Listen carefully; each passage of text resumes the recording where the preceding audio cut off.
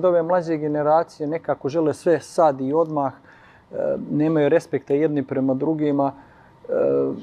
Ja to i Marku stalno kažem i kad se boreju protiv tih Brazilaca, meni je najbitnije posle te borbe da vidim da je pružio ruku tom momku i da, jer prolaze isto. Oni istu muku muče, što se kaže. I ja se, što se kaže, pred borbom pomolim za oba borca da sve prođe kako treba.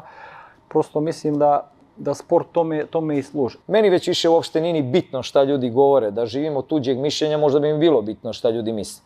Ja znam šta je naš put i znam šta radimo i zbog čega radimo. Šta će ljudi misliti o njihovog mišljenja, apsolutno nikakve koristi nemam, pa nek misle šta hoće u svoje četiri zida, neki iznesu to što misle, neka pljuju po nama, neka nas vređaju, sve meni to okej, sve meni to prihvatljivo, niti ću koga zbog toga mrzeti.